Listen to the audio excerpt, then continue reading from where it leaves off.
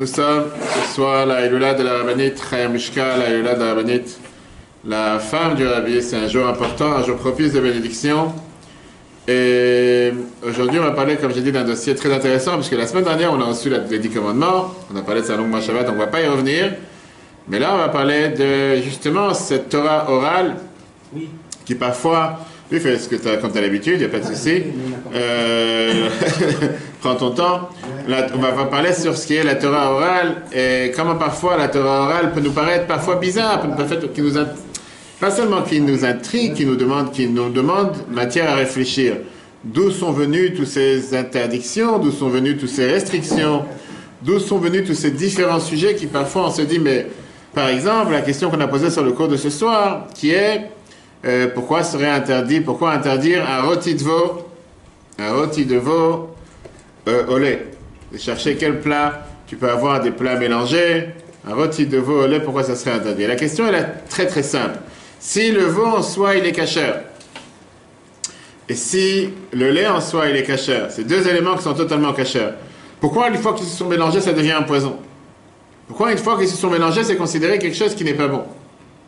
Pourquoi la Torah t'interdit de mélanger le lait et la viande? Je veux dire, quel est le mal? Quel est le problème? Qu'est-ce que tu as pu faire tellement de dangereux?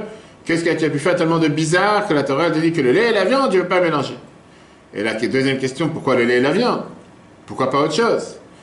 Alors, il ne faut pas mentir que ce n'est pas les seules choses que la Torah ne veut pas qu'on mélange. On sait très bien, on a parlé de ça Shabbat, celui qui se rappelle, la mitzvah de Shatnez. Shatnez qui est ne pas mélanger le lin et la laine. J'allais dire, c'est les mêmes lettres que lait, c'est pour ça, non, ça n'a aucun rapport. Mais il y a tellement d'autres choses que la Torah te dit, par exemple, que tu n'as pas le droit par exemple, de servir, de labourer un champ avec un taureau et un âne ensemble. Mais ça, on va dire, à la rigueur, on a des explications, on a parlé plusieurs fois, on peut voir sur l'application de Torah le fait, on n'a pas le droit parce que ce sont deux forces différentes, ce sont deux forces qui ne sont pas compatibles. On n'a pas le droit de planter deux graines ensemble. Donc on est dans la Torah, on a pas mal de choses dans lesquelles, on va dire, l'interdiction de ne pas mélanger certaines choses. Très bien. Alors à la rigueur, comme j'ai dit tout à l'heure, tu peux me dire que pour certaines choses, je peux comprendre parfois pourquoi on ne devrait pas mélanger, parce que ce sont des choses qui sont, on va dire, opposées, qui sont... Mais en quoi le lait et la viande, que les deux sont cachers, les deux n'ont pas d'interdiction, pourquoi ces deux-là, tu ne pourrais pas mélanger? C'est comme les gens disent, tu ne mélanges pas le vin et l'alcool. C'est pas un bon mélange. Pour les connaisseurs de parmi nous, que je ne dirai pas leur nom. Et donc, la question, c'est une question qui est dérangeante parce que c'est un secret, c'est quelque chose qu'on doit réfléchir, c'est sur ça qu'on va s'arrêter ce soir. Parce que d'abord, on n'a pas un élément dans la vie qui n'a pas d'impact sur nous comme le lait et la viande. On voit comment dans une cuisine juive, on a besoin d'avoir deux éviers, voir si quelqu'un n'a pas deux éviers, il a une bassine, il a une séparation entre les deux. On a une vaisselle lait, on a une vaisselle viande. On voit que même les heures qu'on compte, c'est des heures qui sont séparées. Si tu as mangé d'abord le lait, il n'y a pas de problème. Si tu as mangé d'abord la viande, tu dois arrêter 6 heures. Même pour ceux qui ont mangé d'abord le lait, ceux qui font d'après le Zohar, comme chez Chabad et d'autres, on attend 1 heure entre le lait et la viande. Comme j'ai dit tout à l'heure, j'aurais pu comprendre que le fait que tu as, on va dire, deux éléments ou un élément n'est pas caché, alors bon, je peux dire que tu as fait quelque chose qu'il ne faut pas. Tu as mis un élément non caché dans une marmite, tu dois cachériser, etc. Mais comment se fait-il que tu as ici deux éléments, que les deux sont 100% cachers avec 10 tampons cachers dessus, tu as payé le plein prix, et parce que tu as mélangé les deux, tout d'un coup ta vaisselle n'est pas cachère, tout d'un coup il faut cachériser, tout d'un coup il y a quelque chose qui se passe. En quoi deux éléments positifs créent un négatif? Quelque chose qui n'est pas compréhensible. Plus que ça, on voit que la Torah t'interdit pas seulement le fait d'en manger, on voit que la Torah elle est même contre le fait de les cuisiner ensemble. C'est les cuisiner pour quelqu'un d'autre. Donc, à plusieurs reprises, la Torah t'interdit pas seulement de ne pas en manger, même pas de cuisiner. La Torah ne t'interdit pas, par exemple, de cuisiner deux viandes non cachères ensemble. Alors, je ne vais pas dire qu'il faut s'amuser à ça, mais par exemple, de la viande de porc et de la viande de cheval, il n'y a pas d'interdiction. C'est deux éléments non cachers. Toi, tu ne t'interdis pas. Là, tout d'un coup, même si tu n'es pas prêt à manger ces éléments, tu veux dire le lait cachère, la viande cachère, mais le fait de les cuisiner ensemble, ça fait exploser la maison. Bombe atomique. Cachériser la cuisine, cachériser le... Tout d'un coup, comme si tu as fait la plus grosse gravité sur Terre. Et une fois qu'on va comprendre ça, à la fin du cours ce soir, on va voir quelle est la force du judaïsme. Notre force est dans la différence. Notre force est dans la séparation. La beauté de la Torah, c'est de savoir séparer les choses. Séparer les choses, ne pas garder les choses ensemble. Ça, c'est toute la beauté de la Torah, qu'on va tout de suite rentrer dans le vif du sujet. Mais d'abord, combien de fois dans la Torah nous parle l'interdiction de ne pas mélanger le lait et la viande? Combien de fois? 3 fois. Première, dans la paracha de cette semaine, la paracha Mishpatim. La deuxième, dans la paracha Kitissa. Et la troisième, la paracha Re'eh. Alors que dans la paracha Re'eh, elle se trouve, on va dire, parmi les éléments, les matières qu'on n'a pas le droit de manger. Dans notre paracha et dans la paracha Kitissa, ça n'a aucun rapport. Des sujets qui sont apparemment totalement hors sujet. Alors c'est vrai que dans ces deux parachiotes, dans ces deux dossiers, ça vient suite à la mitzvah d'amener les bikurim, qui sont les prémices, qui sont les premiers fruits qu'on avait l'habitude d'amener dans le temple, etc. Et c'est pour ça que la Torah, elle vient et elle te mentionne, suite au fait qu'il fallait amener les prémices au temple, ne mélange pas le lait et la viande. Il n'y a pas de rapport, parce que jusqu'à preuve du contraire, le lait et la viande ne poussent pas sur les arbres. Je n'ai pas de rapport avec les prémices. Regardons le texte. Parashat Shemot, l'Exode, chapitre 23, verset 19. Réchit Bikoré Admatra, le début des fruits, chacun a une feuille, le début des prémices de ta terre. Ta vie, Beit Hashem Elokecha, tu devrais amener à la maison de Dieu, ton Dieu, on parle bien sûr du temple à Jérusalem. Et là, boum, la Torah qui te dit, Lo Tevachel Gedi Bachalev Imo, tu n'as pas le droit de cuisiner, tu n'as pas le droit de préparer un veau dans le lait de sa mère. Ça, c'est l'interdiction. Viens plus loin dans Shemot, chapitre 34, verset 26. Encore une fois, presque mot pour mot la même chose. Réchit, Bikuré Admatra, le début des prémices de ta terre, ta vie, Bet Hashem Elokecha, tu devras amener à la maison de Dieu, ton Dieu, en parlant de l'amener au temple. Lo Tevachel Gedi Bachalev Imo, tu n'as pas le droit de cuisiner un veau dans le lait de sa mère. Ça, c'est la fin de la ligne 1. Vient Nachmanite, un des commentateurs de la Torah. Et Nachmanite te donne l'explication en te disant, tu sais, cher ami, c'est quoi le problème? Il t'explique qu'à l'époque, il y avait la manière, il y avait l'art culinaire de mélanger la production agricole avec la production de la récolte. Qui veut dire, à la fin d'une année de travail, les agriculteurs s'assiedent et ils faisaient ce qu'on appelle, on dit en hébreu, comme on va faire dans 2 semaines avec les soldats d'Israël, Bassar al-Haesh. C'est quoi Bassar al-Haesh? Faire des grillades, dans lesquelles ils pouvaient mélanger parfois dans la viande, ils pouvaient mélanger les deux, le lait et la viande. Donc la Torah te dit, puisque tu vas faire cette grande fête, quand il y a la fête des voisins, il y a la fête de ci, la fête de ça, puisque tu vas faire maintenant comment on appelle ça, une grande fête, une grande cérémonie, par ça que tu viens de gagner, tu viens d'avoir une grande récolte, etc. Fais attention à ne pas mélanger le lait et la viande. Regardez comment Nachmani nous dit ça dans le chapitre 34, verset 26. Il te dit la phrase suivante. Il te dit comme ça. Quand on vient chercher les fruits, les prémices de la terre, la Torah elle te dit qu'est-ce qu'on avait le devoir de faire. On avait l'habitude d'amener les premiers-nés, des brebis, des moutons, qui étaient sanctifiés pour le Kohen. Maintenant on parle du moment où les brebis ont déjà grandi, les chèvres ont grandi. Veillez à chala, veillez à du lait. Ceux qui viennent faire la fête, ils vont avoir un plaisir de manger les premiers-nés avec tous les bons plats, avec les Kohanim. Le cas sera, mais ma problème me dit tiens, j'ai pas amené de boisson pour la fête, on peut avoir du lait frais tout de suite, de la brebis ou de la chèvre, ou... pourquoi pas en profiter? Et la Torah te dit, fais attention, ne mélange pas les deux. Ça, c'est l'avertissement pour se rappeler. C'est pour ça que la Torah te dit, ne pas mélanger les deux. Bienvenue au club, il n'y a pas de souci. Magnifique. On peut t'accorder le retard. On dit que hier soir, tu es rentré tard à la maison, c'est pour ça que tu n'as pas... Comme il était là hier soir jusqu'à très très tard. Donc on t'accorde cette autorisation, cette dérogation. Vient le don Yitzhak Abarbanel, qui était grand ministre des Finances en Espagne, et grand commentateur de la Torah. Et lui, il te dit clairement qu'à l'époque, on avait l'habitude de quoi faire? De fêter la réussite de la récolte ensemble avec des plats lactés et viande. Comment on dit lactés et viande à la fois? Ensemble avec des plats qui étaient mélangés, le lait et la viande, ensemble. C'était l'habitude à l'époque, on mélangeait les deux. Aujourd'hui, on est très dans tout celui qui se met, dans toutes ces grandes écoles de cuisine, de mélanger la terre-mer. Qu'est-ce que ça veut dire terre-mer? D'avoir des produits de terre et des produits de la mer. Aujourd'hui, on est très dans le mélange aujourd'hui. Mélange cru, cuit. Mélange viande et poisson. Exactement les deux. Aujourd'hui, on est très dans tout ce qui est mélanger le salé sucré. Aujourd'hui, chacun il essaie de faire n'importe quel mélange, pourquoi pas tout mélanger. Ok, mais à l'époque, il y avait cette idée de mélanger ces deux plats. Viens la Babanel et te dit, Adayom, jusqu'à nos jours, on parle d'il y a 500 ans.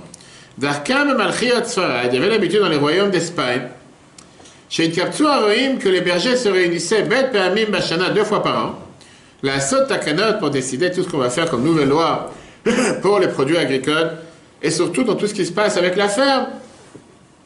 Nous, on s'est rencontrés, on s'est enseigné, dit le Ababanel, chez Zema Chalam, Bassar Vechalav, ils mangent des plats de mélange entre les viandes. Ou Bassar Agdaïm et la viande de brebis, Emayoter, Nifrarim, et c'est ce qu'ils aiment le plus. Je dis qu'en Espagne, c'était monnaie courante, on mangeait les deux. La vérité, c'est qu'aujourd'hui, quand tu vas dans les restaurants non cachers, McDo, etc., c'est le produit numéro 1. Quand il n'y a pas un sandwich, tu n'auras pas un morceau de viande, un morceau de fromage, un morceau de viande, un morceau de fromage. Malheureusement, tu as des juifs qui essaient de tout imiter en te faisant du faux fromage, de la fausse viande, parce qu'il faut avoir au moins le même décor pour la photo, pour les selfies. Ok, va comprendre. Viens la Torah, elle te dit, tout d'un coup, elle t'invente ici un groupe d'interdiction de mélanger le lait et la viande, comme j'ai dit tout à l'heure, qui n'existe pas dans les plus graves des autres interdictions. Regardez Rambam, Maïmonide, les lois de Machalot Asurot, les lois de manger interdit, ce qu'on n'a pas le droit de manger, chapitre 9, et il te dit comme ça. Bassar Bechalav, le lait dans la viande, Assur le vachon n'a pas le droit de cuisiner. Assur le ochlo min la Torah, n'a pas le droit de manger d'après la Torah. Assur Be'anaa, n'a pas le droit d'en profiter. Kovrin auto, il faut l'enterrer. Ve'efro Assur, et sa cendre, elle est interdite, qu'elle faire comme la Nikbarim, comme la cendre de tous les gestes que tu as enterrés. La totale. C'est pas le coronavirus, le premier variant, deuxième variant, troisième, c'est tous les variants ensemble. Tu dois mettre des blouses, te mettre à l'écart, c'est quoi cette folie? Qu'est-ce qui se passe? Qu'est-ce qui s'est déjà passé? C'est quoi cette folie? Qu'est-ce que tu as déjà fait? Un morceau de viande avec un verre de lait. Pour ça, il faut exploser. C'est-à-dire que la Torah te dit que puisque c'est écrit l'hôte et vachette, tu n'as pas le droit de cuisiner. D'après la Torah, le mélange de lait et viande, c'est seulement quand ils sont cuisinés ensemble. Les Chachamim sont venus, ils ont dit c'est pas seulement cuisiner, c'est n'importe quel mélange. C'est dans la même assiette, dans le même plat, tu as un plateau de tranches de viande, de tranches de fromage. Et puisque la Torah te répète 3 fois la même chose. Les Chachamim, ils viennent et te disent qu'on n'a pas le droit de faire aucun mélange. Pas seulement le mélange de la cuisson, pas de manger ce qui a été cuisiné, même si c'est pas toi qui l'as cuisiné, quelqu'un d'autre l'a fait pour toi, tu n'as pas le droit d'en manger, et tu n'as même pas le droit de profiter d'une telle chose. Quelle particularité, quelle grave chose existe ici qui n'existe pas dans les autres mélanges, dans les autres mangés? Alors, d'abord, la première des choses qui est le fait d'interdire de cuisiner sans manger, c'est quelque chose de nouveau. Depuis quand? Depuis quand tu n'as pas le droit de cuisiner sans en manger? Disons que tu travailles dans un restaurant non juif, et disons que tu es le chef, ou tu es, je sais pas, tu es le maître hôtelier, on va savoir, pourquoi pas. Deuxièmement, la Torah va beaucoup plus loin, tu n'as pas le droit d'en profiter. Tu n'as pas le droit d'en vendre. C'est que si tu veux ouvrir aujourd'hui une chaîne de produits qui fait par exemple, je sais pas, des importations, des exportations de la viande de Chine, qui est mélangée avec des produits laitiers, tu n'as pas le droit d'en vendre. Pourquoi? Tu n'as pas le droit d'en vendre à un non-juif. Tu n'as pas le droit d'en donner en cadeau à quelqu'un d'autre. Tu n'as même pas le droit d'en donner à tes animaux. Je ne sais pas si quelqu'un il a un chat ou un chien à la maison et qui donne des côtelettes ou il va savoir des croquettes qui sont un mélange de lait et viande, il n'a pas le droit d'en donner. C'est quoi? J'ai des doutes. Et si jamais tu vas les brûler, tu n'as pas le droit de profiter de la cendre. Tout le monde se demande, qu'est-ce qui s'est passé? Qu'est-ce qui a explosé ici? Je dis encore une fois, la question qui dérange. Qu'est-ce qu'il y a de si grave que ça? Qu'est-ce qui se passe? Dès que tu mets en contact le lait et la viande, ça explose. Dans tous ces états. Viens à l'Agmara. Le Talmud Agmara Psachim, page 44b. Et l'Agmara nous dit que c'est vraiment ici un chidouche, c'est une nouveauté. C'est un décret du verset qui est plus grand que notre compréhension. Si tu cherches à avoir quelqu'un qui te donne une explication logique, ça je peux la comprendre. Il n'y a pas de logique ici. Va parler avec n'importe quel chef cuisinier, le master chef, on va savoir le plus grand de tous les temps, et dis-lui que c'est un danger de mort si tu manges de lait et de la viande, à quoi tu parles? Raconte ça à quelqu'un d'autre. Il n'y a même pas ici quelque chose de logique à expliquer. Il n'y a pas de logique ici. Regardons l'Agmara. Viens le Talmud te dit la phrase suivante. Mais bassar bechalav lo gambrina, mélange de lait et viande. Lo gambrina de chidush. On ne va pas déduire ici que c'est une grande nouveauté. Maï chidush, c'est quoi la nouveauté ici? Si tu vas me dire de Haïl le Choudé, Haïl le Choudé Shari, que quand l'un il est permis et l'autre tout seul est permis, ou Behade Adade Assour, et quand ils sont ensemble, ça devient interdit. Mais elle te dit Kilaim Nami. Quand tu parles de Kilaim, par exemple, comme j'ai dit tout à l'heure, d'avoir deux plantations ensemble, deux graines ensemble dans le même endroit, de faire ce qu'on appelle une greffe de, je sais pas, de tomates, concombre à la fois pour sortir un nouveau fruit. La Torah, elle te dit pareil, chacun tout seul est permis et les deux ensemble sont interdits. La Torah te dit, mais là, c'est même quand si tu as mis la viande toute la journée dans le lait, qui serait permis d'après la Torah, tu n'as pas le droit de cuisiner ensemble. Pourquoi? Pourquoi une telle interdiction? Mais on a une règle dans la Torah, dans la halakha en général, et surtout la paracha de cette semaine, qu'on en parlera Shabbat si Dieu veut. Venu le mois de Hadar Rishon, le mois de premier Hadar, Mishpatim, c'est une paracha où il y a des dizaines et des dizaines de lois qu'on n'a pas dans les autres parachiotes, parce qu'on vient de recevoir la Torah, mais dans la Torah, elle commence à descendre dans les détails. Même quand il y a quelque chose qu'on ne comprend pas logiquement, on doit chercher une raison. On a le devoir de se dire, qu'est-ce que la Torah elle veut de nous? Rappelez-vous hier soir avec les escaliers et la rampe, celui qui ne dormait pas pendant le cours. N'est-ce pas, Jean-Claude? C'était quoi l'idée de la rampe et les escaliers? Un verset banal, qui apparemment, quand tu l'as lu Shabbat, tu te dis de quoi tu parles. Ça n'a aucun sens. Qu'est-ce qu'il fait dans cette paracha? On a vu hier soir en quelques minutes. Comment ça a tellement de logique et ça a tellement de sens pour nous dire l'enseignement du don de la Torah qu'on doit monter en rampe et pas en escalier. Ça, on peut revoir sur l'application de Torah. Step by step, exactement. On peut revoir sur l'application de Torah et sur Spotify, comme on a dit déjà depuis hier soir. Et donc, on a le devoir de se dire que si la Torah te donne une telle interdiction, et avec une telle gravité, il y a une logique derrière. Il faut réfléchir avec ta tête.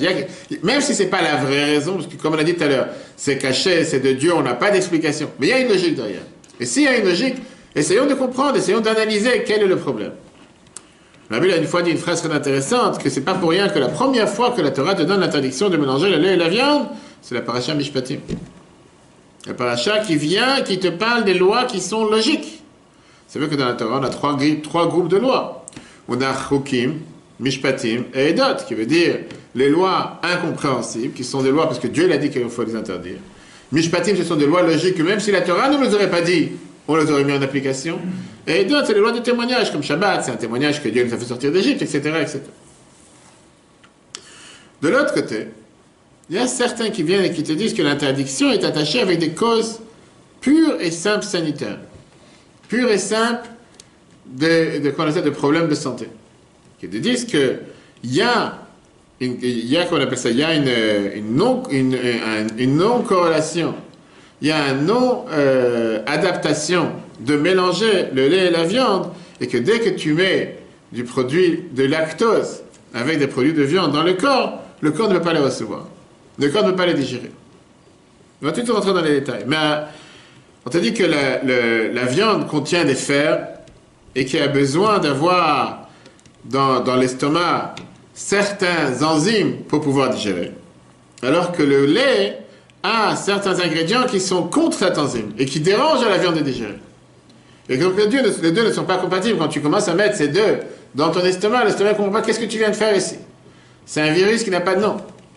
C'est un virus que tu ne peux pas décrire. Il y a quelque chose qui se passe qu'il ne faut pas. Et c'est pour ça que tout celui qui prend des cachets pour prendre du fer, des cachets de fer, comme on les dit en français, pour quelqu'un qui a des problèmes avec le fer, etc., on dit que ça serait bien qu'il ne les prend pas avec des produits laitiers, parce que le lait dérange au fer de pouvoir digérer dans l'estomac. La médecine. Et comme la viande est pleine de fer, d'ailleurs, des gens qui ont des problèmes de santé, des fois des gens faibles, etc., on leur conseille de manger de la viande et de la viande rouge, etc. Donc, prendre de la viande qui est censée te donner du fer avec du lait qui contre-attaque le fer, tu auras de créer une guerre. C'est comme la Russie et l'Ukraine. Va savoir. Et tu dis que ça ne va pas tenir. Donc ça, c'est une explication. Une deuxième explication qu'on te dit, c'est que la viande vient te donner du fer, le lait vient te donner des protéines, ou du calcium, pardon. Et quand tu les manges ensemble, l'un dérange l'autre. L'un dérange l'autre et tu vas finir par avoir ni le fer ni le calcium. Tu vas rester ni sans l'un sans l'autre. Maintenant, je ne suis pas le grand médecin pour fixer est-ce que c'est vrai ou pas vrai, est-ce que ça fonctionne comme ça dans l'estomac ou pas. Mais c'est sûr que tout ça, ce sont, on va dire, des avantages en plus par rapport à ce que le fait de faire ce que la Torah te dit. La Torah t'a pas demandé de manger cachère parce que ça va te protéger de ton calcium, de ton fer ou de ton potassium ou de ta prise de sang ou de faire monter les globules blancs. C'est pas pour ça qu'on mange cachère.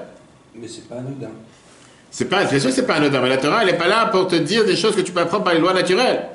N'importe quel médecin qui n'est pas juif, qui n'a pas appris la Torah, il va te dire les mêmes choses. Il n'y a pas besoin d'avoir la Torah pour te dire, mélange pas le lait et la viande, parce que, surtout, entre nous, personne n'écoute, on n'est pas en live, il n'y aura pas la répétition sur eTorah et sur Spotify.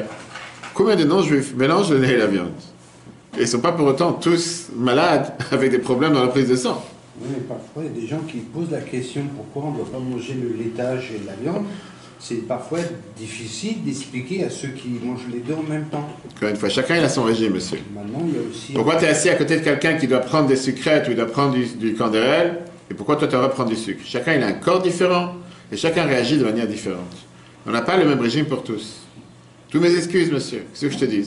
Le peuple juif a un régime particulier. Oui, pour un non-juif qui mange du porc, il n'a aucun problème. Un juif, dans son régime, son corps ne peut pas supporter du porc. C'est ça que Dieu nous a dit. Ah, le non-juif qui est à côté, il en mange 3 fois par jour, du matin jusqu'au soir. Il n'a pas le devoir de ne pas manger. Un régime différent. Pas parce qu'on est tous des êtres humains qu'on doit tous manger la même chose. Tu vois bien qu'aujourd'hui, contrairement à l'époque, même dans le kasher, c'est incroyable quand on réfléchit, à l'époque, tu avais une sorte de lait, une sorte de viande, une sorte de yaourt. Aujourd'hui, tu rentres dans un magasin, un Starbucks ou n'importe quel endroit que tu prends un café, te dis, est-ce que tu veux décaféiné avec sucre, sans sucre, crème, sans crème, tel type de crème, pas tel type de crème, tel type de faux crème, tel type de faux lait.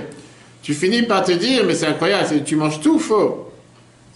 J'ai dit que Moshki qui est parti, qui part en Côte de la Montagne, elle est partie justement la semaine dernière, elle est partie visiter un centre commercial, comme un carrefour pour voir s'il y a des produits cachers. Et donc en Amérique, il y a beaucoup de produits cachers, parce qu'il y a beaucoup de produits avec OK, EU, etc. Donc ils ont trouvé du saumon, de la viande, du fromage, mais tout ça c'était sans fromage, sans viande. C'est des produits qui sont naturels, qui sont végétariens, mais c'est écrit, c'est de la viande, mais c'est de la viande végétale, qui veut dire, donc c'est facile à faire. Et après, en plus, tu as une dizaine de lignes. Il n'y a pas de gras, il n'y a pas de gemme, il n'y a pas de ci, il n'y a rien. Qu'est-ce qu'il y a alors? Qu'est-ce que tu as en train de manger? C'est que des produits chimiques. On t'a fait croire que aujourd'hui, comme je t'ai dit tout à l'heure, comme ces juifs qui vont dans des pizzas, pour pas citer le nom à Paris, qui te disent absolument la pizza avec des crevettes. Depuis quand tu as trouvé des crevettes cachères? Tu dis non, on a fait comme si pour avoir le même goût, la même photo dans le selfie. Quel rapport? Tu veux des crevettes? On va manger des crevettes. Attends, t'as interdit de manger des crevettes. Non, il faut avoir des crevettes dans ma pizza. Ah, va chercher à comprendre. Donc ça, c'est... Donc avant d'entrer dans la suite, je voulais quand même qu'on s'arrête sur quelle est l'idée derrière attendre entre le lait et la viande. On sait qu'on a l'habitude d'attendre après la viande plusieurs heures, pour 2 raisons. La halakha nous dit la raison très simple, c'est le fait qu'on a du gras de la viande qui reste dans la bouche à longtemps. Alors que le goût du lait passe en général beaucoup plus rapidement. Et c'est pour ça qu'on parle du lait, et certains fromages, et pas tous les fromages, parce qu'il y a des fromages qui sont en général très vieux, qui sont plus vieux que nous tous ici présents, et que le goût en général c'est un goût qui durera énormément longtemps. En général, les vieux qui sont pleins de verre, on va savoir que tu vois les verres encore en train de bouger à l'intérieur, et pour ça t'as payé 70 € le kilo. La réalité, il faut dire les choses telles qu'ils sont, même si on est en France. Deuxièmement, ça va te dire que la viande est très dure, elle reste entre les dents, alors que le lait, il part de la bouche rapidement. Par rapport au temps d'attente qui est 6 heures, la Gemara Choulin, page 105, nous dit la fameuse phrase, sera un des Amoraïens, des maîtres de la Gemara qui n'avaient pas l'habitude de manger de lait après la viande dans le même repas, seulement dans le prochain repas. Vient Rambam, Maïmonide, et c'est lui qui nous donne les critères dans les lois de manger interdit. Chapitre 7, halakha 27, c'est dit que c'est environ 6 heures. Pourquoi? Parce qu'en règle générale, quelqu'un est réveillé entre 10 et 18 heures par jour. Il y a des exceptions qui sont réveillées que 10 heures par jour, je ne dirai pas le nom. Mais en général, entre 17h et 18h, il mange 3 repas. Donc tu divises 3 repas, ça veut dire qu'entre chaque repas, en général, il y a 6 heures. Ça, c'est le calcul dont on est arrivé à 6 heures. D'accord? Ça, c'était juste une parenthèse. Avant de rentrer dans la réponse à la question de notre mélange de lait et viande, on a dit tout à l'heure qu'il y a des autres interdictions dans la Torah, on te parle de ne pas mélanger certaines choses. La Gemara, qu'on a mentionné tout à l'heure, elle compare le lait et la viande avec l'interdiction des kilaïm. C'est quoi le kilaïm? On va tout de suite rentrer de ne pas mélanger 2 plantes dans le même endroit. Et comme on a dit tout à l'heure, ce n'est pas la seule interdiction que la Torah t'interdit de mélanger. Ça fait partie d'une grande globalité des choses, 3 grands mélanges entre certains composants qui sont permis en étant seuls, et une fois mélangés deviennent interdits. Lait et viande, chatnez, lin et laine, kilaïm, 2 plantes différentes. Et la Torah, on voit qu'elle est interdite dans tous les lois de la nature, dans tous les composants de la nature, qui est le minéral, le végétal et l'animal. Dans le minéral, tu n'as pas le droit de coudre un habit avec du lin et de la laine ensemble. D'ailleurs, ça vient aussi le mot chatnez. On verra à la fin d'où est venu ce mot, justement. Les viandes, on a vu ce que c'est, l'animal. Et dans le végétal, la Torah t'interdit de faire planter ensemble, de faire des greffes de différents légumes ensemble, fruits ensemble, qui ne sont pas de la même famille, qui ne sont pas de la même catégorie. Et la question que tout le monde va demander. Pourtant, en Israël, aujourd'hui, on fait beaucoup de tests, on fait beaucoup comment on appelle ça? Oui, là, on parle pour la halakha, c'est la Torah, c'est pour les Juifs, pas pour les Chinois. D'accord? C'est pas... Il n'y a pas d'interdiction. En France et en Chine, il n'y a pas d'interdiction. Ce que je veux dire, c'est que là-bas, tu peux faire tout ce que tu veux. On parle, par exemple, en Israël, etc. L'interdiction, c'est seulement quand tu prends deux types d'arbres totalement différents, comme un amandier et un pommier, par exemple. Mais tu as le droit de prendre les mêmes familles. Comme, vous savez, vous avez les oranges et les petites oranges qu'on a vues tous les jours. J'ai oublié comment ça s'appelle. Clémentine. Non, pas clémentine, les toutes petites, là, qui ont l'air comme des olives. Mais non. Kumquat, voilà, par exemple.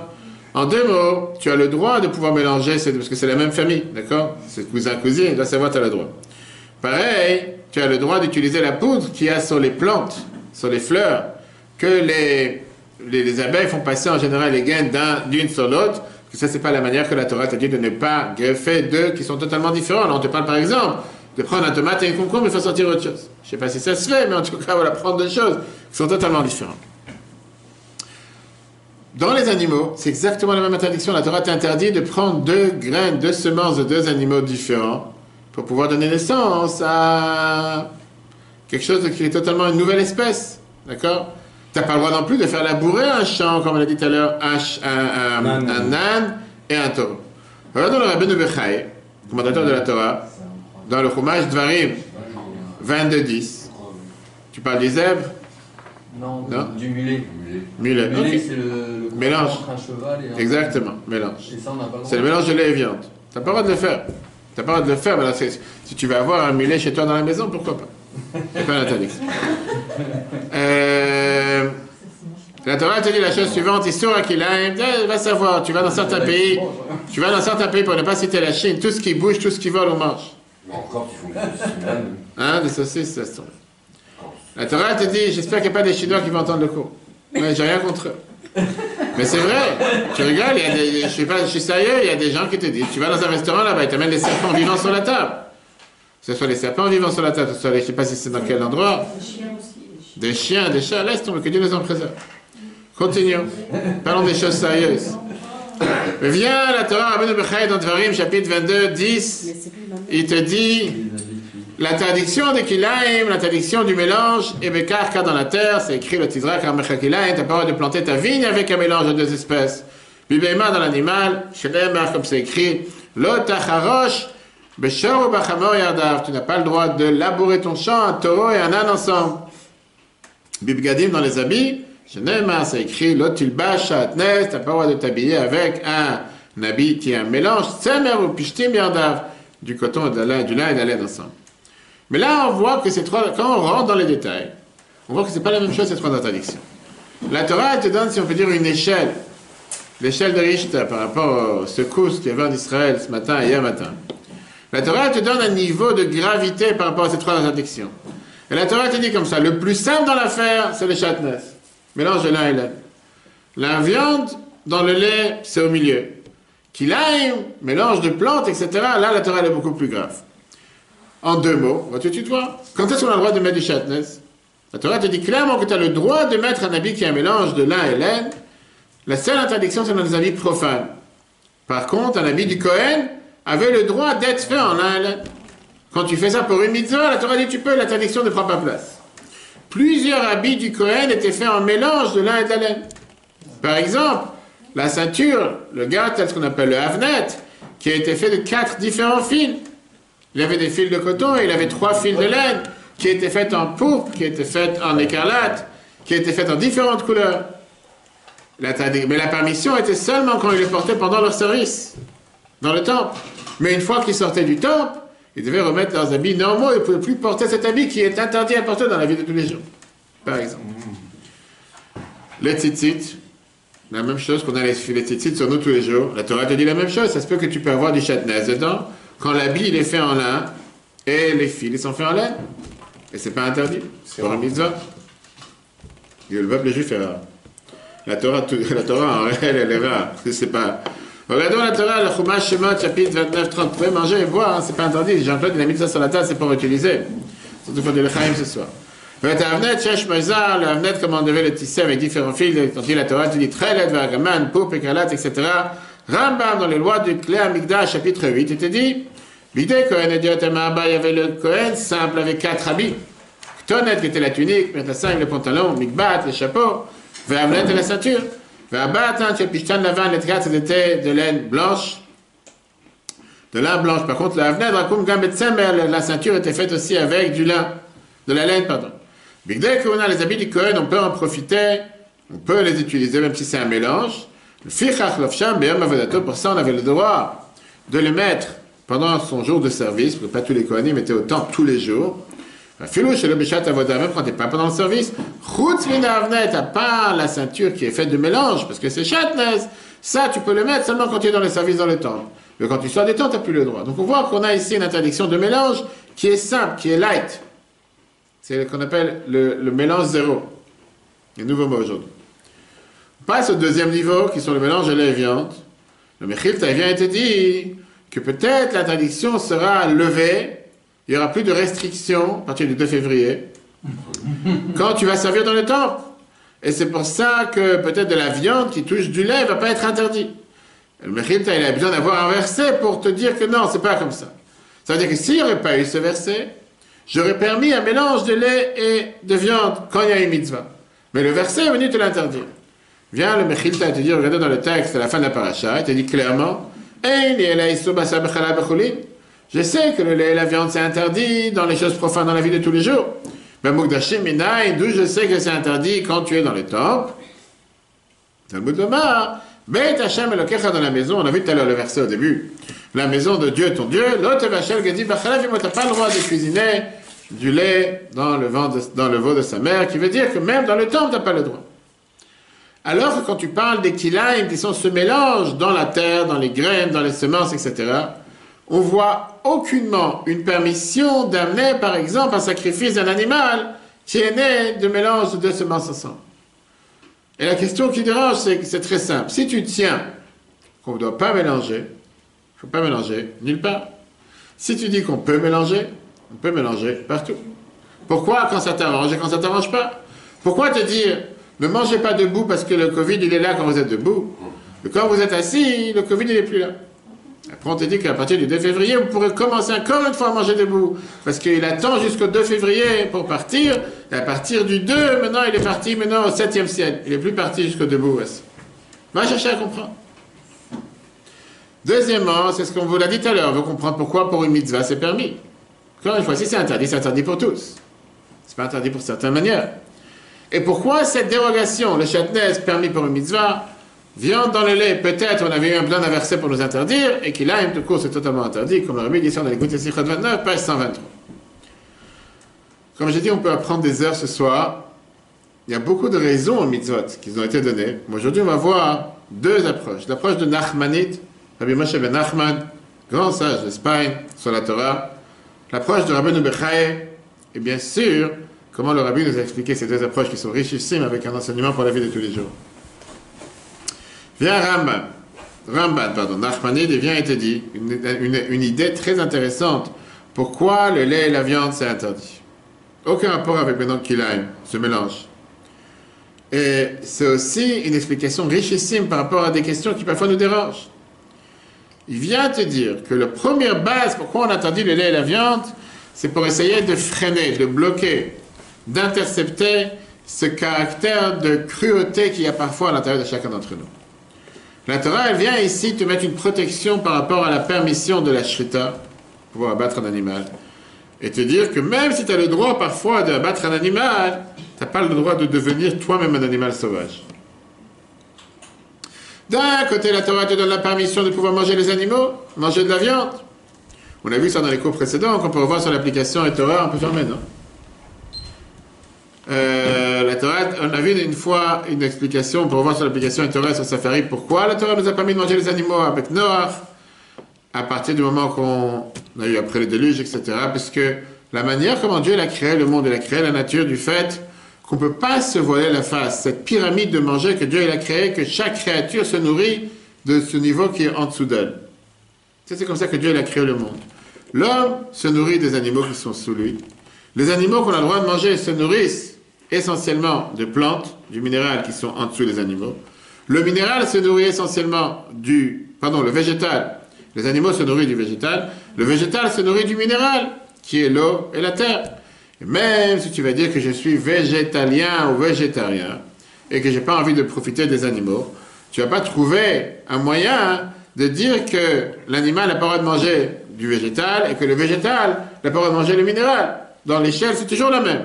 Le minéral est là pour faire vivre le végétal est là pour faire vivre l'animal. Qu'est-ce que tu te donnais à manger aujourd'hui à une vache si tu ne vas pas lui donner du maïs OGM ou des choses transformées? Tu vas lui donner du végétal, une vache pas nature. Elle va manger du pâturage. C'est pour ça qu'on dit bien sûr les animaux cachés, parce que les animaux non cachés, c'est tout à fait autre chose. C'est la jungle, le plus fort qui va dévorer le plus faible, etc. etc. Maintenant, c'est quoi cette idée derrière cette nature que Dieu a créée? Que n'importe quelle nature est là pour avoir une mise à jour au niveau qui est au-dessus d'elle. Le minéral nourrit le végétal. Pourquoi le minéral nourrit le végétal? Parce que comme ça, il s'élève au niveau du végétal. Le végétal nourrit l'animal, il s'élève au niveau de l'animal. L'animal nourrit l'être humain, il s'élève au niveau spirituel de l'être humain. Et bien sûr que l'être humain, il s'élève au niveau de servir Dieu grâce à ça qu'il mange. Et si par ça qu'il mange, il devient lui-même un animal, il redescend au niveau de l'animal. De l'autre côté, il y a ici un énorme danger. À partir du moment que tu as affaire avec un animal, tu as tué un animal, abattre un animal, voir du sang, etc., tu risques de perdre cette sensibilité, cette miséricorde face à l'animal et devenir toi-même un animal sauvage. Et j'en connais. Des animaux sur deux pieds, ça existe, des animaux sauvages. Le passage entre abattre un animal ou tuer un animal pour en manger et avoir une fermeture de ton cœur et être vraiment fermé, être cruel, il est très très fin. Rappelons-nous la phrase que Dieu a dit au roi David. Pourquoi il n'a pas laissé construire le temple? Qu'est-ce que Dieu lui a dit? Dame la rof Shapharta, tu as versé trop de sang et tu as fait beaucoup de guerres permises. C'était pour la conquête de Jérusalem, c'est pas quelqu'un qui s'est mis à faire des guerres, c'était pas Napoléon, ou c'était pas un président russe, ou c'était pas quelqu'un qui cherchait à faire des guerres pour faire des guerres.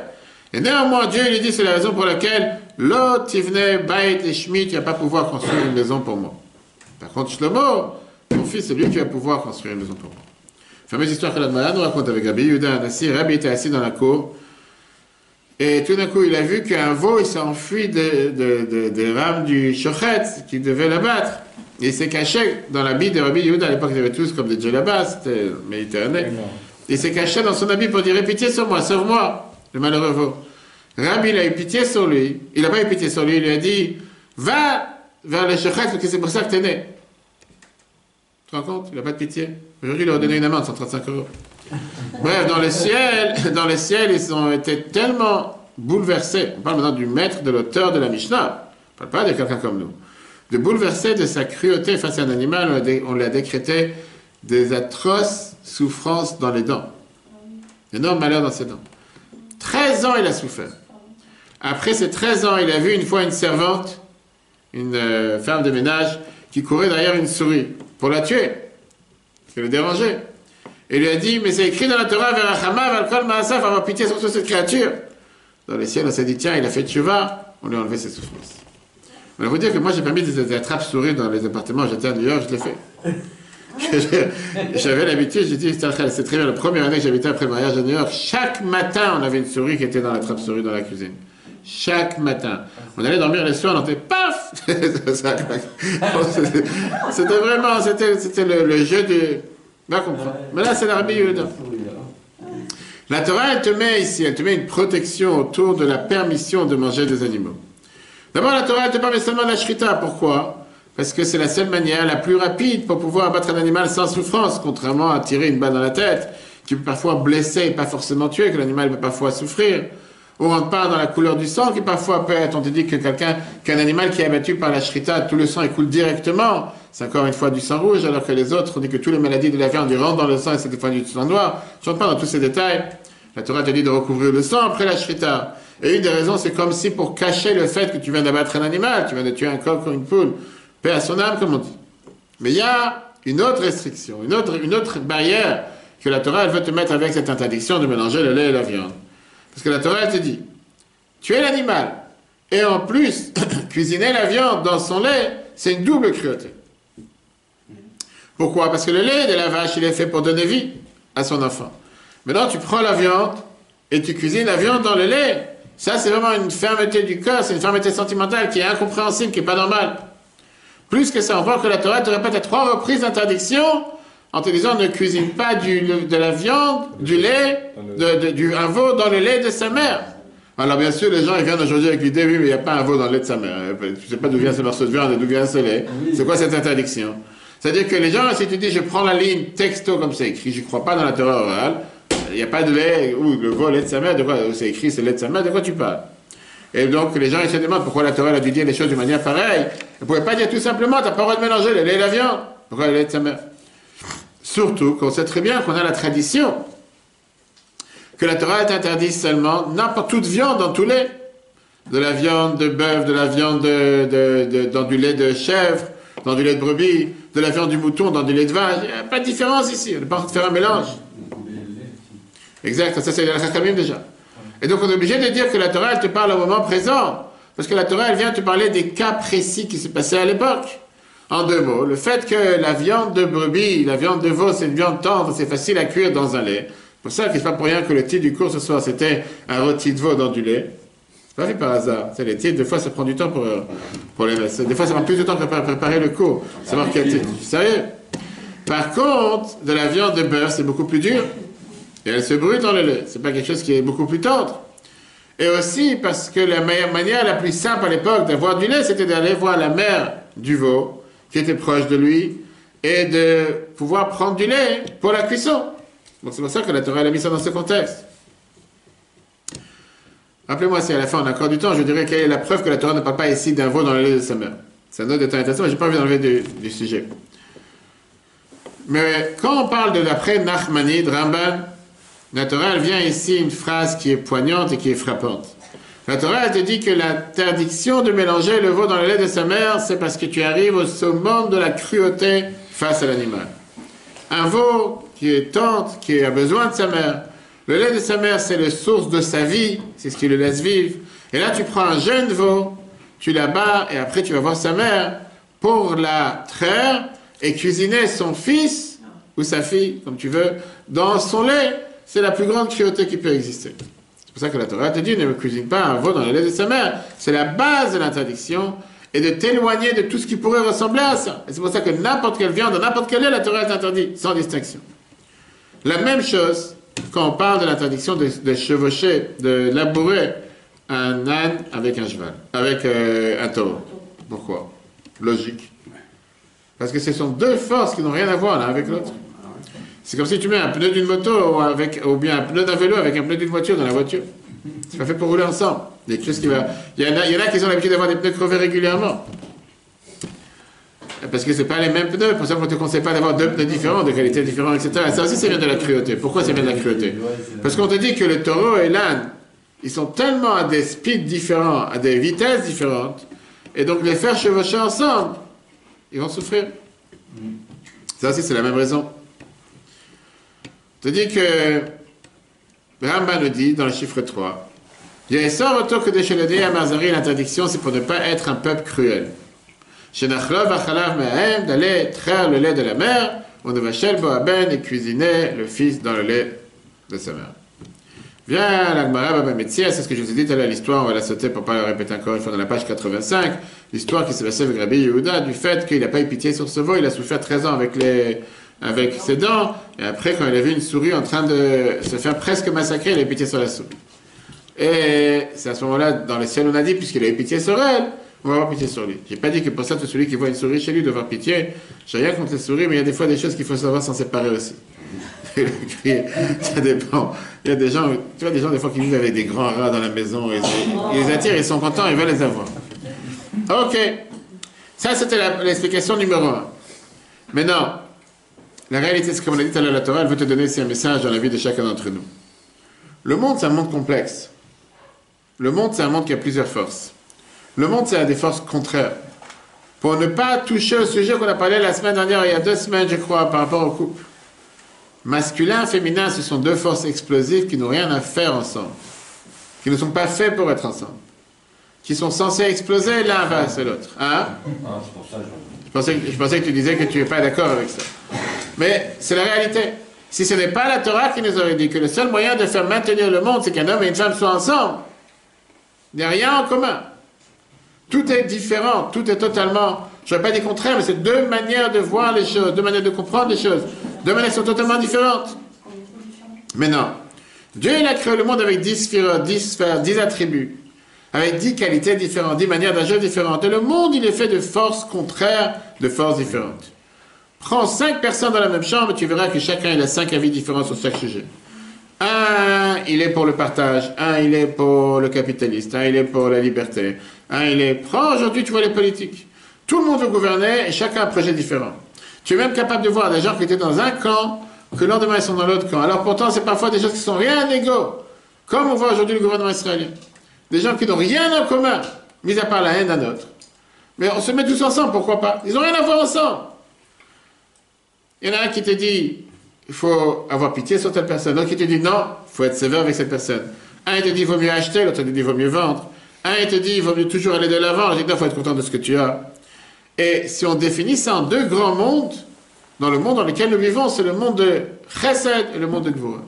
Le monde de la bonté et le monde de la dureté. Ce sont les forces de base que Dieu a créées sur Terre et qui se passent dans chaque décision que nous faisons sur la planète. Se rapprocher ou s'éloigner, aimer ou avoir peur, essayer une deuxième fois ou s'enfermer sur soi-même, confronter l'épreuve, reculer face à l'épreuve. C'est toujours bonté versus, si on peut dire, la dureté.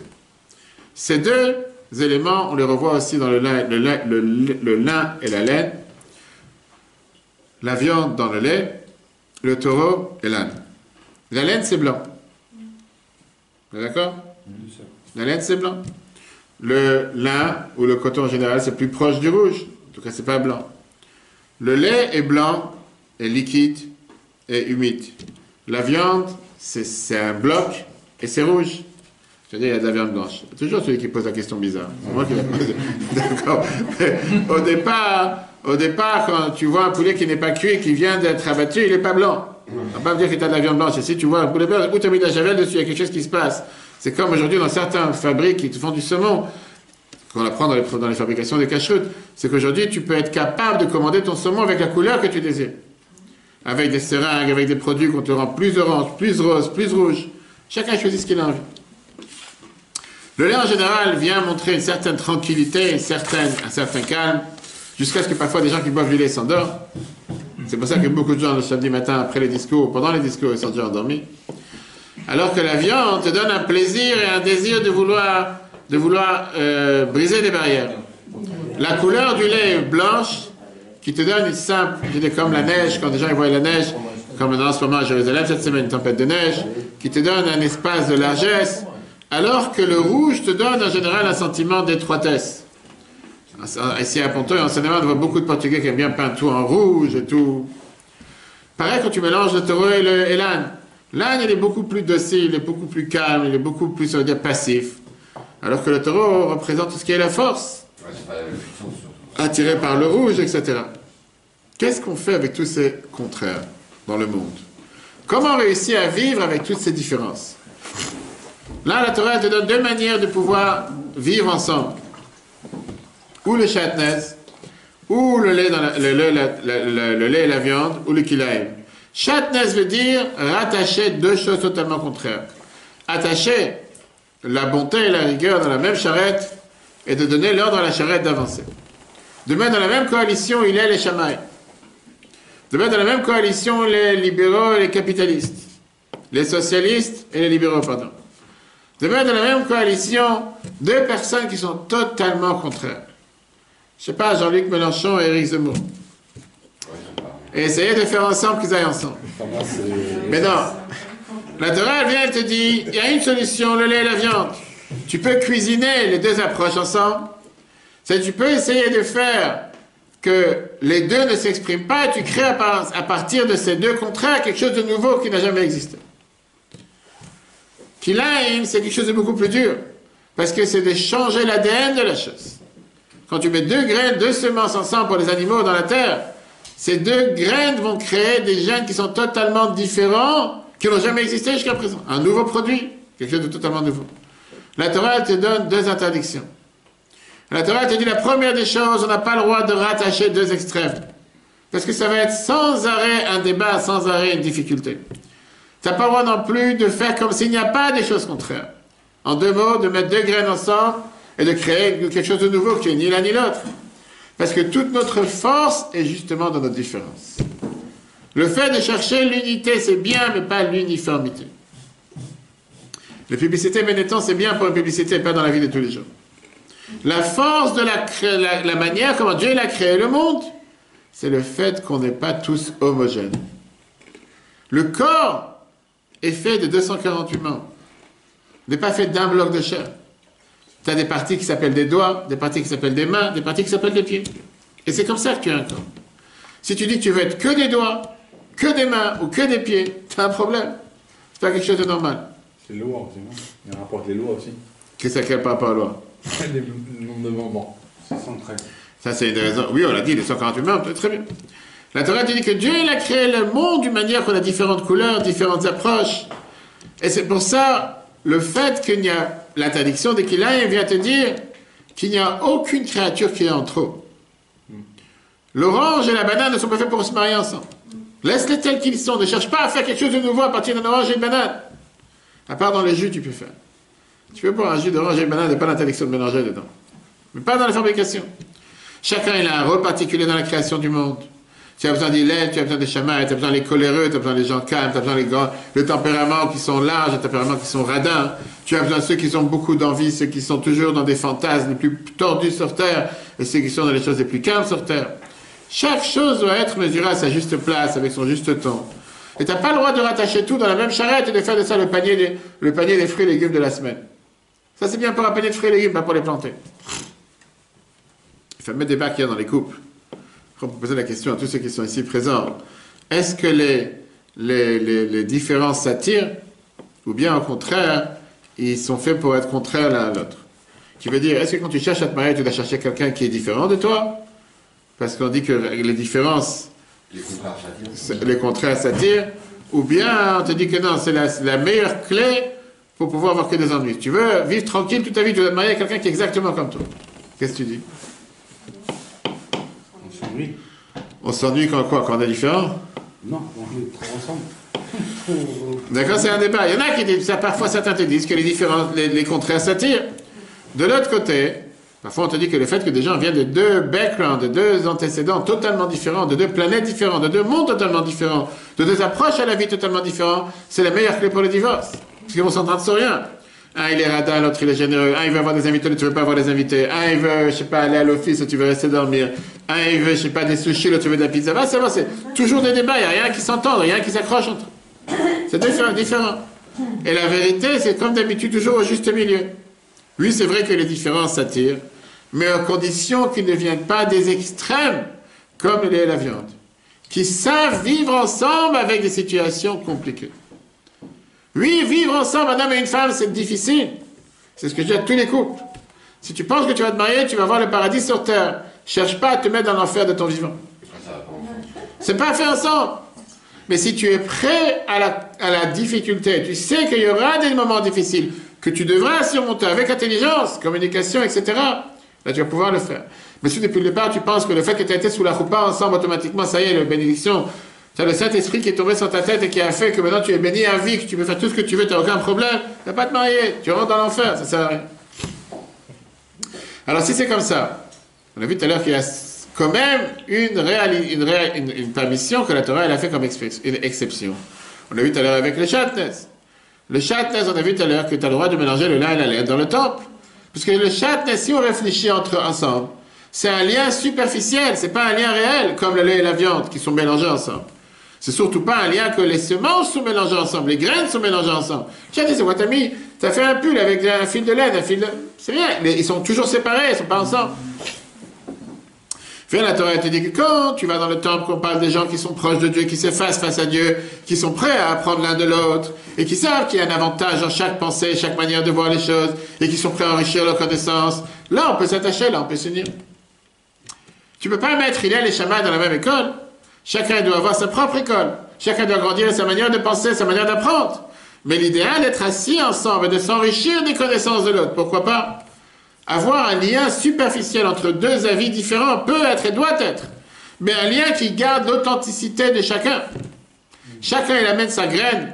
Chacun il amène son grain de sel, son poivre. Mais un reste du sel, l'autre reste du poivre. Sinon c'est un problème. Puisque le peuple juif, on n'a pas de crainte au débat. On doit débattre. Au contraire, le judaïsme a grandi des différents avis, des différentes approches. La bibliothèque juive est la plus grande du monde par rapport à la population juive. Et c'est justement parce qu'il n'y a que des machloket, il n'y a que des chavruta, il n'y a que cet échange. La vie de Beth Shammai, la vie de Beth Hillel, Séfarad, Ashkenaz, dans Séfarad même, les coutumes tunisiennes, les coutumes marocaines, dans Ashkenaz même, tu as les Russes, les Polonais. Des fois, tu te demandes, mais c'est quoi? C'est le même peuple, c'est la même Torah, vous mettez les tefillin de la même manière. Quel que tu prends la tête matzah, on a le droit de manger la matzah avec l'eau, mange pas la matzah avec l'eau. Matzah carré, matzah ronde, il n'y a pas une chose que tout le monde fait la même chose. Mis à part le fait qu'on doit tous faire la même mitzvah, on est d'accord sur le fait on doit manger la matzah. Tu commences à rentrer dans les détails, tu dirais que c'est 10 juifs, 10 religions. Pareil avec tout le reste. Parce que la Torah, elle vient te dire que le fait que chacun cherche la vérité, chacun cherche l'authenticité, il n'y a pas de mal. À partir du moment qu'on n'est pas là pour effacer la différence. Regardons comment la Bible te dit ça dans Torah Shmuel Rabbi Maharash. C'était le paragraphe, il ne faut pas traduire en français, pas le temps avec. Dans le deuxième paragraphe, il écoute Sichot 29, chapitre 125. Et d'où il devrait Rabbi de Bechaï, c'est le dernier paragraphe de la page, je connais les paroles de Rabbi de Bechaï, l'avant dans les paragraphes. Qui te dit que les Surkulaim, c'est quoi? C'est le mélange des forces supérieures. Le fait de rattacher deux contraires qui ne marchent pas ensemble. C'est écrit dans la Chassidut que le lin et la laine, le taureau et l'âne, le lait et la viande représentent la bonté et la rigueur. Au passage, je rajoute une parenthèse avant d'oublier. C'est une des raisons pourquoi la Torah te dit que tu peux manger le lait et juste après la viande, en traversant la bouche, changer l'assiette, etc. Mais le contraire, non. Pourquoi? Tu digères plus vite le lait? Tu parles encore de digérer. Les gens qui ne se digèrent rien, de toute façon. Quoi qu'ils mangent, ils n'arrivent pas à digérer. Ils ont des problèmes d'indigestion. Il fallait le lait et la viande. Ça va te dire comme ça. Le lait, quand tu regardes comment vient le lait, quand tu regardes les mamelles d'une vache, ou même une femme qui allait son enfant, c'est à partir de veines pleines de sang qu'en sortant, ça devient blanc. C'est pas que si tu prends aujourd'hui une mamelle de vache ou quoi que ce soit, tu ouvres en deux, tu vas trouver des liquides blancs à l'intérieur. C'est pas une noix de coco. C'est pas des cocos, comment on appelle ça, que tu as en Thaïlande. Tu as des noix de coco qui sont particulières, blanches, qui sont faites. Tu vois, des fois en Thaïlande, des shtuchim te racontent, si tu passes, les gens, ils sont tellement chauds en été, ils s'arrêtent devant, ils ont des centaines et des centaines devant, ils ont une manière d'ouvrir, tu bois direct, c'est du lait frais. C'est pas comme ça que ça se passe, c'est du sang qui devient. Sauf qu'à la base, c'est du blanc. Si ton socle, c'est de la bonté, même si tu mets de la dureté dessus, ça s'efface dans la bonté. Si tu commences par le lait qui est chesed, de la bonté, qui est blanc, tu viens après rajouter dessus de la rigueur, ça va s'effacer dans la bonté. Par contre, si tu commences par la rigueur, après c'est beaucoup plus difficile à arriver avec la bonté. C'est vrai que si tu as mis claque à ton enfant, que Dieu nous en préserve, et après tu lui dis, viens mon fils, je t'aime. Il va savoir s'il va te dire, qu'est-ce que tu m'aimes, sois tranquille. Par contre, si tu as commencé par la bonté en disant, oui, tu vas pouvoir t'amuser, tu vas pouvoir faire ce que tu as envie, etc. Mais à condition que tu fais certaines choses. Et après tu lui as dit, mais il faut que tu sois à l'heure en train de dormir, parce que maintenant il est tard, demain t'es à l'école. Et il va partir dormir. Il a dit, mais non, j'éteins la lumière. Parce que d'abord j'étais bon. T'as pas écouté. Maintenant je suis obligé d'éteindre la lumière. Mais si tu fais l'inverse, pas forcément ça marche. Ça c'est une explication intéressante. La seule explication, la seule permission qu'on a dit dans les Kilaim, c'est dans les Tzitzit, on a vu dans le temple. Parce que dans l'Akdusha, le fait que dans la sainteté, il y a un mélange, ça ne fait pas de débat. Au contraire, qu'est-ce qu'on dit dans la prière tous les jours, 3 fois par jour? Ose shalom bimbremav, ou ya se shalom aleinu, val kol Israël bimbremav, à droite, à gauche, c'est comme ça qu'on tourne. On te dit que Michael, l'ange Michael, c'est l'ange de l'eau, Gabriel, l'ange du feu, il se tient devant Dieu et un n'efface pas l'autre. Comme on a eu en Égypte, avec la grêle. On avait que c'était des boules de pétanque qui sortaient du ciel, entourées du feu, des boules de grêle qui étaient entourées du feu. Avec ça, on va comprendre aussi ce qu'on a parlé plusieurs fois. On peut voir sur l'application Etora, encore une fois, ETORH et sur Spotify. Qu'est-ce qui s'est passé à l'album?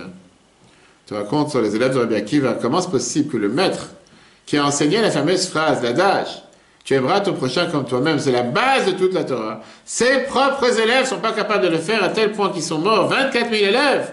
Et qu'est-ce que la Torah te dit? Pourquoi? Parce que l'un a un goût qu'avot c'est basé. Parce que l'un n'a pas respecté l'autre. Alors que leur maître était celui qui a enseigné « Tu aimeras ton prochain comme toi-même ». Ses propres élèves ne sont pas capables de le faire. Mais la réponse est très simple. Parfois, les plus grands débats explosent par amour. Comme dans un couple, parfois. Des fois, je dis, je suis stupéfait, je n'arrive pas à croire que des gens qui vivent ensemble, 5 ans, 10 ans, 15 ans, deviennent les pires ennemis. Vous avez vécu ensemble, vous avez fait une partie de votre vie ensemble. Pourquoi devenir des ennemis? Tu ne veux plus vivre ensemble, je t'accorde. Pourquoi devenir des ennemis? Pourquoi se tuer? Pourquoi parfois chercher à faire tout? On voit malheureusement tous les jours. D'accord? Je ne sais pas si c'était ce matin, hier matin, encore une femme de 36 ans qui a été battue avec une balle dans la tête, par son conjoint, par ses proches. Comment est-ce possible? Comment des gens qui sont censés ou qui officiellement s'aimaient deviennent les plus pires ennemis? Quel était le problème des élèves de Rabbi Akiva? Le fait, hein? C'est la question que je me pose tous les jours. Pourquoi vous avez des pensées de prendre un revolver et de tuer quelqu'un? Non, je me dis comment, après tant d'amour, on peut se haïr. Très bonne question. Alors, on revient sur la tout à l'heure. Au départ, on n'est pas fait pour être ensemble. Et le problème, c'est que s'il n'y a pas de travail sur la personne, si une personne ne travaille pas sur soi, à amadouer ou bien à raffiner son animal, il reste un animal. Et c'est pour ça que c'est dangereux qu'il ait un revolver dans la main. La réponse par rapport aux élèves de Rabbi Akiva, c'était que le fait qu'ils aimaient l'un l'autre, le fait qu'ils étaient tellement en amour l'un avec l'autre, ils ne pouvaient pas supporter que l'autre pense différemment de ce qu'il pense. Jusqu'à ce qu'ils ne pouvaient pas respecter l'un l'autre. De l'autre côté, pourquoi l'épidémie s'est arrêtée le jour de l'Akba Omer?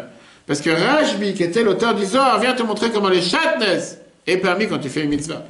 Rashbi, l'auteur du Zohar, vient te montrer comme l'Agmara nous dit. Quand il est sorti de la grotte après 13 ans, il a vu un juif en train de labourer son champ. Rabbi Eliezer, son fils, était en train de le tuer. Donc, tu n'as pas honte, tu perds ton temps à labourer un champ, lui d'apprendre la Torah. Rabbi Shimon est en train de le faire revivre. Parce que Rashbi a compris que le monde ne peut pas vivre sans Issachar et ne peut pas vivre sans Zevulun. On doit avoir les hommes d'affaires, les personnes qui sont dans les affaires, et on doit avoir les personnes qui apprennent la Torah. Et c'est par ce partenariat ensemble que le monde se maintient. Tu ne peux pas avoir que des gens qui sont dans les affaires, et tu ne peux pas avoir que des gens qui apprennent. Tu dois avoir les deux ensemble.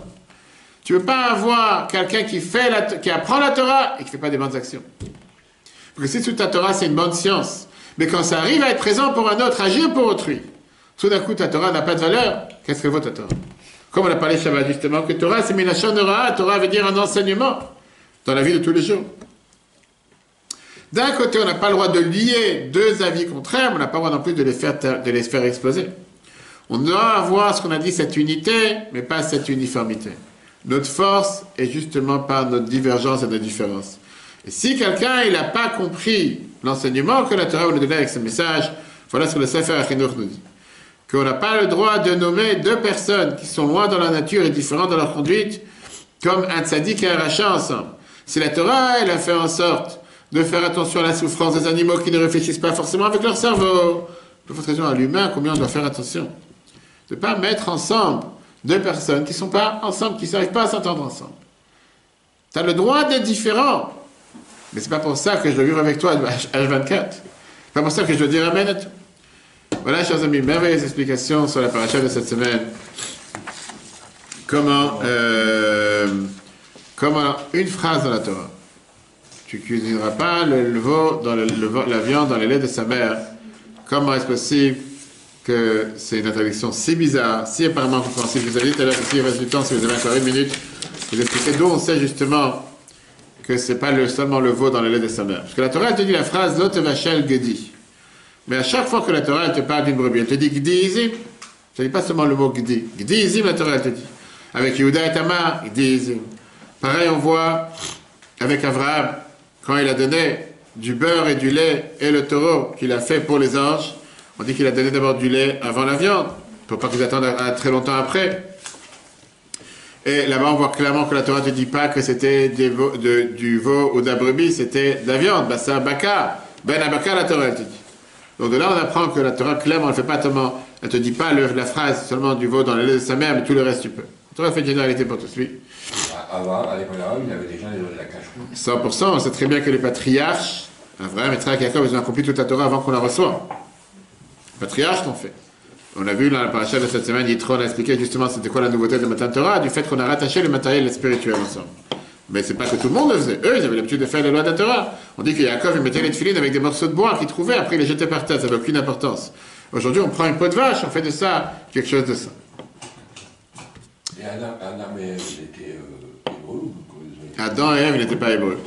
Abraham était considéré hébreux. Le peuple juif est né au don de la Torah. Par la semaine dernière. Adam et Ève, ils étaient ce qu'ils voulaient. Extraterrestres. Exactement, ils faisaient ce qu'ils voulaient. Et la preuve, c'est pour ça qu'ils ont tellement fait ce qu'ils voulaient qu'on en souffre jusqu'à aujourd'hui. À part la connaissance, ils pouvaient manger ce qu'ils voulaient. Tout à fait. La Torah, on a parlé de ça longuement, qu'on peut voir sur l'application de Torah. Le grand problème qu'ils avaient, c'est qu'une seule chose, Dieu leur a interdit. C'est juste ça qu'il fallait qu'ils fassent. C'est comme quand tu dis à un enfant, touche à toute la maison t'appartient, juste cet appareil ne touche pas. C'est juste cet appareil qui va payer. Et la Gemara, elle apprend de ça. La Gemara, elle te donne 10 personnes. Korah, Haman, plusieurs. Que des gens, qu'ils avaient tout pour eux. Et qu'ils n'étaient pas contents de ce qu'ils avaient. Parce qu'ils voulaient avoir ce que l'autre il a. La Torah te dit que ce qu'ils avaient, ils ont perdu. Ce qu'ils voulaient, ils n'ont pas reçu. Amen. Il avait le monde entier pour lui. Donc, dans un mois, il s'est dit, on fait la fête de Pourri dans 2 mois, cette année. Il avait tout. Il avait tout pour lui. Et qu'est-ce que là, on lit dans la Megillah chaque année, les jours de Pourri? Qu'à chaque fois qu'il passait devant le palais, qu'il voyait ce Mardoché, un juif qui ne se prosterne pas. Tout le peuple juif se prosternait. Qu'est-ce que tu en as à faire? Ne regarde même pas. Le monde entier est là pour toi. Tout le monde est content. Tout le monde se rabaisse devant toi. Un juif ne se prosterne pas, t'en fais la tête. Et pour ça, tu dois faire un décret d'exterminer le peuple juif dans 127 pays. Pareil avec Bilam. La Torah a dit, tous ces gens-là, c'était des gens que la Torah a dit. La gravité de vouloir ce que l'autre il a. Ne pas se contenter de ce que tu as. Parfois, ce que tu as, tu perds. Et ce que tu as voulu avoir, tu n'auras pas. Ça revient au cours qu'on a vu, je crois, Shabbat ou hier. Ne pas vouloir se faire passer d'une image de quelqu'un que tu n'es pas. Accepte qui tu es. On a vu ça dans un des 5 points d'hier soir. Accepte qui tu es comme tu es. Dieu t'a donné un certain don, une certaine capacité. Va pas te faire fantasmer, de faire des pages Facebook, de faire croire aux yeux du monde. Je fais ci, je fais ça, je suis nommé, je suis le grand rabbin. Qu'est-ce que tu mens? Qu'est-ce que tu vends des choses qui sont faux? Je crois que le monde sont tous tordus, les gens sont tous faux dans le faux, en train de croire à longueur de journée. C'est très simple. Je suis le président de la République, tu fais une page Facebook, président de la République, tu mets ton nom, on vote pour moi. Viens, la Torah te dit, tu as un don, tu as une capacité que Dieu a donnée seulement à toi et à personne d'autre. Occupe-toi de faire, c'est toi ta mission. Va pas faire c'est quoi la mission de l'autre. Ça, c'était le problème qu'on avait avec notre cher Adam, paix à son âme. La répétition du cours, le replay sur l'application eTorah, eTorah sur Google et Apple, sur Spotify, Apple, Google, tous les autres podcasts. Que Dieu vous bénisse. Très bonne soirée à tous. Et si Dieu veut, à la semaine prochaine.